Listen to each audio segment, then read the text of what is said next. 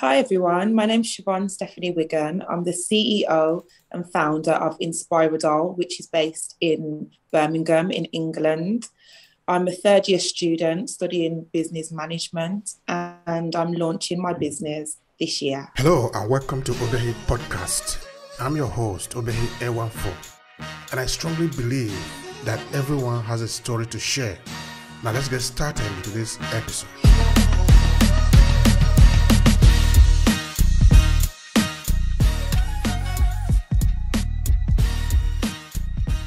It's a doll business. There's 4 dolls in the collection. There's a black doll, a Muslim doll, a Chinese doll, and a white doll. And they're all best friends and they go around the world discovering inspiring women in history and new cultures. All right, now let's take a step back into try to understand you personally. Tell me a little bit about you when you were born and about the place where you grew up. Let us know you better from there. So I was born in England, in Birmingham, and I've lived in Birmingham all my life. My family's from Jamaica, but they have also lived in England all their life. That's it, really. This idea of dough, where does it come from? This is your creation, your creativity. Okay, so I attended university, and as I said previously, I'm doing business management. So business has always been an interest of mine. One day into my first year of studying, my niece, Naya, who at the time was only 5, she confided that she didn't want to be black. She felt like her skin complexion, which is a darker black, she felt like it was ugly. And you know, we can't do nothing about the skin that we're born into. So it was really worrying to me that she was already feeling so insecure and low in confidence at such a young age. So I'm quite solution driven. And I thought, how can I incorporate this issue that she's brought to me with a business idea? And that's where the doll idea was created. That is very interesting. Is there some other persons that you know that have this kind of feeling relating to, because of course they are living in a society where the majority are white, so-called. I don't know the people that are really white as it were. Okay, fine. So that sort of might be influencing how they perceive themselves, because they look at the mirror, sometimes they see other people, no, instead of themselves. Have you seen other people that have those kind of feeling that sort of, I don't know, just thinking aloud? Yeah, I do. I see it in women my own age. I'm 30 years old. And I think the society that we live in, it shines the light on fairer skin complexions, white, light-skinned. And I think the darker skin kind of gets less praise. So as you're growing up and you have that skin complexion, I think internally you're told to not love yourself as much as you should if you had fairer skin. And I'm light-skinned, so I've had the privilege of feeling how you are privileged. You are more privileged when you are lighter skinned. And a lot of my black sisters who are darker skinned, they have shared with me that they do feel inadequate sometimes, and it's taken them a while to build that self-love in themselves to realize that they are equal, if not more beautiful than someone that is white with blonde hair and blue eyes. Mm-hmm. All right. Sorry that I'm taking a little bit, taking the story back instead of just going forward with the dough. Of course, we are getting there. And the point is that we try to understand where we are coming from, because that is very important for us, no? And so that we know, help us also understand where we are going. We're going to spend some time on the dough and also the business around it. We are coming to that part just now. Now, when you had feelings like that, or maybe not you having the feeling, when you engage with people who have those kind of feeling, of insecurity, as it were, because it's not only there, even here in Italy, it's something that we see around, particularly of the second generation, as it were, no? Of people who were born here, who grew up and sort of understand that the way the society portrayed a certain image to them is different from what they think it should be. Therefore, there is a little bit of rebellion, as it were, no? So people start to tell story, challenge the narrative, as it were.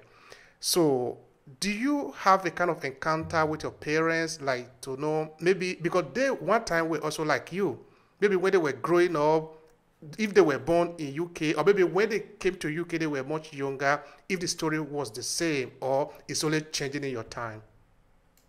No, I think this story is as old as time, to be honest. My parents are both light-skinned, so I don't think they had that. Obviously, they had issues of racial injustice, but it's funny that you should ask me this question because my nan, I love her to bits, but she's very old school, and she's always favoured her lighter-skinned grandchildren.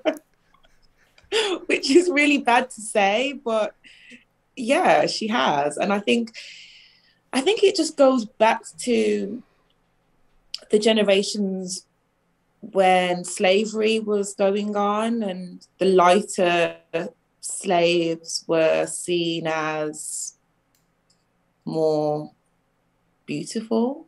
The darker ones were put in the field, you know. I think it's just something that's been passed down to generation, and unfortunately, it's still happening now. All right, that is a disease. The disease is still there. It's still ravaging around, no?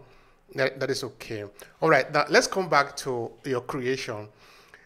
What kind of a message do you want to make? Because like I was just telling you, there are many children of Africans or maybe children of mixed race in Europe who are almost like kind of rebelling to the system because the system is not giving them the chance to be who they are naturally without the pretense around it, no? They don't feel comfortable about that, so they are challenging, writing books, singing music, doing things to prove that it is not right. So in your case, what is your message? I would say go for it. I think don't let anybody put labels on you. Don't let anybody tell you who you should be if it's not saying you need to fulfill your potential. I think you should rebel. Obviously, like do it in a nice way, as nice as you can if you're going to rebel. But I think, and I think that will keep people hungry. That keeps people wanting to create because where it came from was oppression. So, I would say go for it. All right. The business of dough. Now you created this image that you have talked about, no? But how did you start to create it? Because one thing is to have an idea of something you want to create. The other thing is to be able to create it. So take us to the journey. How did you do it? Okay, so initially I had the idea and I wasn't sure how I was going to do it. So I started speaking to somebody who is really good at drawings and I explained how I wanted the doll to look. This was the first doll and they created the image, and then I started working with some agencies who offered me business support. And one of the agencies had a workshop. They had a design workshop where you could make prototypes. So that was where I made the first prototype. And it wasn't very good, I'm not going to lie, but it was great to learn the process of prototyping. And then once that was finished, I found a manufacturer in England and I sent over the picture of the drawing and I said, this is what I wanted. Can you do it? They said that they could. So they sent me a prototype and I really liked it. So then from there, I started working with another business agency called Steam House. And Steam House, the manager of Steam House gave me the confidence to reach out to China because at the time, being a starting entrepreneur, I was thinking about all the risks, basically. I was thinking, what if they just take my money? They're so far away. How do I know that the language barrier isn't going to get in the way? But he told me, just take a risk, make it calculated, but it will pay off. So I went onto a website called Alibaba, which has a long range of manufacturers on there. So I started speaking with a few. Once I'd found one that was a great match, I then sent over the first initial picture of the drawing and a picture of the prototype that I'd made as well, the prototype that the manufacturer from England had made. And I asked them, can you make this doll? Which they did. They sent over a prototype. I wasn't happy with the first prototype, so they sent over the second prototype. I was really happy with that prototype. And then I ordered a batch of 1,000 dolls and 1,000 boxes, because even though we have 4 dolls in the collection, we're launching with one to begin with, which is the black doll called Naya, which is named after my niece. So yeah, that's kind of how. That's lovely. Thank you. So yes, that's kind of how the business journey has progressed. It's been a while. I'm talking and I'm making it seem like it was quick and easy, but it definitely takes time to get the products that you want, and you have to be willing to be patient. But it's worth it in the end. Yeah, we're launching in May, which is in 2 months' time, because there was an issue with the first manufacturer. The quality of the goods were not up to standard. So we had to do the process all over again. So we're waiting for the second batch to arrive, which is arriving next month. So I think it's another joy of business that no one tells you about, the many obstacles that you have to face, the failures that you have to go through, but it's all part of the journey.